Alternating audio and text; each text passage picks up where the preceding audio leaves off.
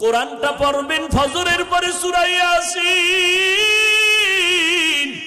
জোহরের নামাজের পরে সূরাতুর রহমান তেলাওয়াত করবেন, আসরের নামাজের পরে আম্মা ইয়াতাসাআলুন, মাগরিবের নামাজের পরে সূরা ওয়াকিয়া তেলাওয়াত করবেন, এশার নামাজের পরে সূরা মুলুক তেলাওয়াত করবেন।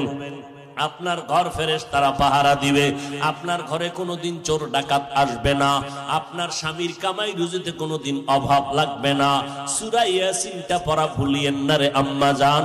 কপাল খারাপ, দুনিয়ার সব কিছুই শিখলেন, কোরআন পড়া শিখলেন না। আমি ছোটবেলার থেকে বলতেছিলাম, ভুলে গেছিলাম, আম্মা জান আমাদের গজল শিখাইতেন, আম্মা জান আমাদের কোরআন পড়া শিখাইছেন।